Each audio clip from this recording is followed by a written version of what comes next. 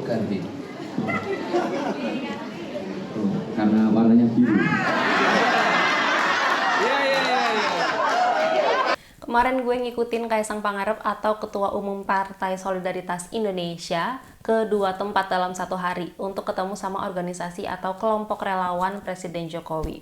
Dari yang namanya Solidaritas Merah Putih sampai Galang Keberlanjutan atau GK Center. Ya seperti anak muda pada umumnya kalau lagi mau hangout atau nongkrong sama temen-temennya, Kaisang datang pakai baju kaos putih polos biasa, pakai celana jeans plus topi, dan udah nggak asing rasanya kalau kita dengar celetukan-celetukan bercandaan dari Kaisang pas lagi pidato atau sambutan atau bahkan pas wawancara.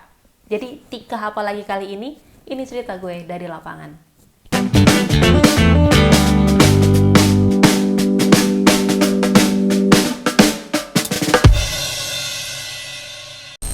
Jadi waktu itu tanggal 11 Oktober 2023, gue dan teman-teman media yang lain udah berkumpul di DPP PSI yang di Tanah Abang untuk naik mobil rombongan atau mobil yang udah disediain sama PSI untuk kita ngikutin agenda Kaisang hari itu. Kita berangkat sekitar jam 12 siang, naik mobil itu meluncur ke daerah Pondok Pinang untuk agenda pertama yaitu ketemu sama relawan dari Solidaritas Merah Putih atau Solmed.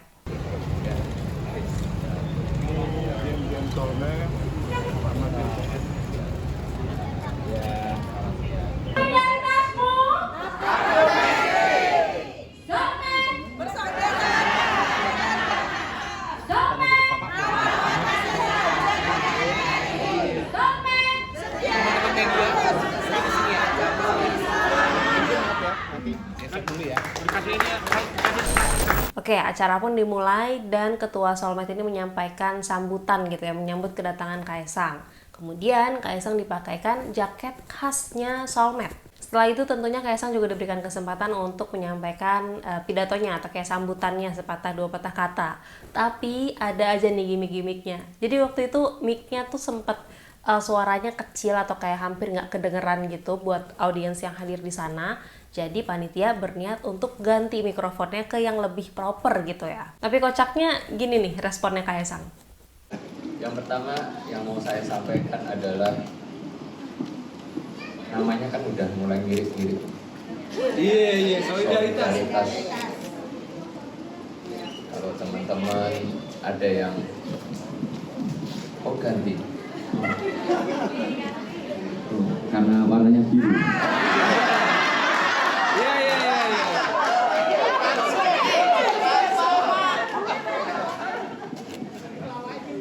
Ya, itu. Ya, gitu. Lebih cakep. Saya belum ngapa-ngapain. Ini belum masuk DPR udah kayak gini ya. Nah, kenapa tuh coba langsung menyinggung warna birunya? Dan audiens yang hadir juga kayak seolah ngerti nih bercandaannya Kaisang tuh ke arah mana.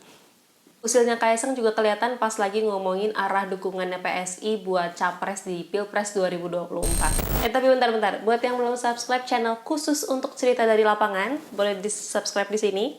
Di dalamnya kamu bisa lihat banyak banget keseruan behind the scene-nya teman-teman wartawan di lapangan. Jangan lupa.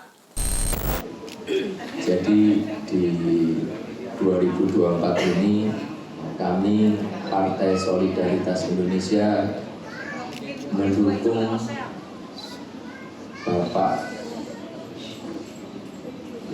Bapak siapa?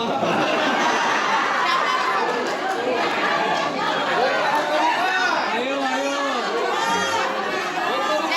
Capresnya Gibran. Hanya di sana. ya, bapak-bapak ibu-ibu di sini tadi itu enggak mungkin telinganya kurang dengar kan? Emang saya ngomongnya cepat banget tadi. Jadi emang kurang jelas, jadi mohon maaf kalau nggak dengar, emang tadi cara saya ngomongnya cepat sekali. PHP deh ya, pasti banyak gitu yang nungguin. Tapi memang sampai video ini gue buat, ini belum ada kabar kemana arah dukungannya PSI ini. Mau mendukung Ganjar Pranowo, Prabowo Subianto, atau Anies Baswedan. Tapi kalau ternyata video ini tayang pas PSI juga udah nentuin arah dukungannya, coba komen di bawah gimana pendapat kalian. Nah, Kaisang juga ngomongin soal dirinya didorong menjadi wali kota Depok. Dari ruangan itu sih yang paling gue denger di sana suara dari kaum ibu-ibu. Jadi kayak gini nih responnya. Nanti ya ibu-ibu ya. Soalnya kalau di partai kan saya bisa ngurus keseluruhan, bisa ngurus setiap orang di setiap posnya masing-masing. Nanti kalau saya jadi wali kota Depok, mau nggak mau nanti harus fokus di Depok aja. Padahal ada Indonesia yang sebenarnya harus diurus.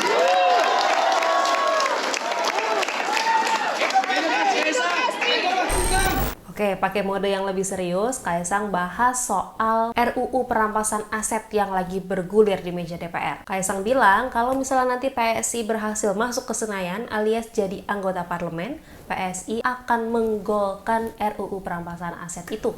Misalkan insya Allah nanti kita lolos di pemilu 2024, salah satu yang akan kami golkan adalah RUU perampasan aset.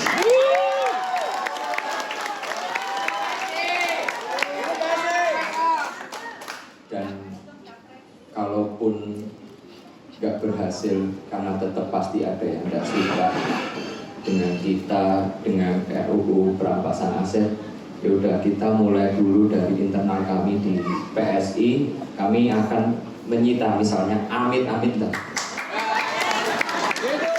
ada salah satu teman kami yang di DPR atau maupun DPRD yang melakukan tindakan tersebut, akan kami sita hartanya secara internal. Ini akan kami lakukan supaya apa? Supaya partai lain bisa mencontoh kita. Oke, selesai doorstop ini, kita langsung bergerak lagi ke mobil untuk OTW ke destinasi kedua, yaitu ke tempatnya Galang Keberlanjutan atau GK Center di daerah Kuningan.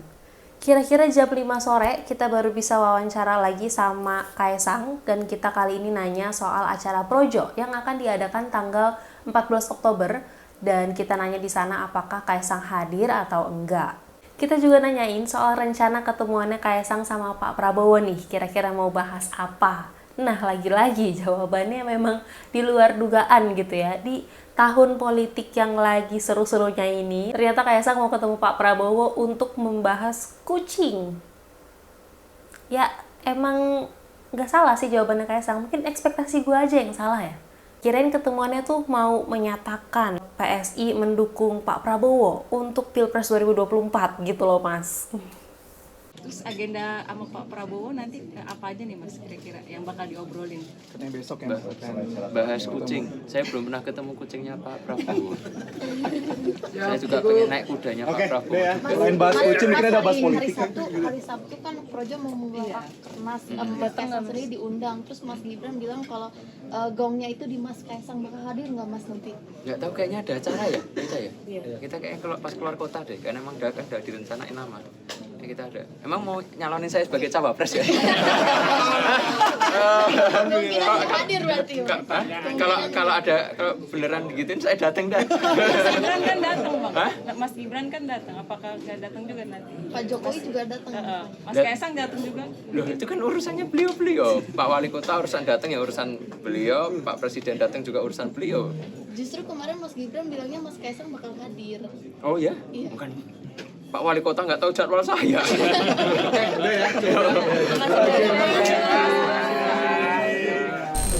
Ya, jadi gitu guys kegiatan liputan gue seharian untuk ngikutin agendanya Kaisang. Dan yang pasti kita semua pengennya menyambut pesta demokrasi ini tentunya dengan riang gembira dan gak ada saling memecah belah. Jangan sampai ketinggalan ngikutin cerita gue dari lapangan berikutnya.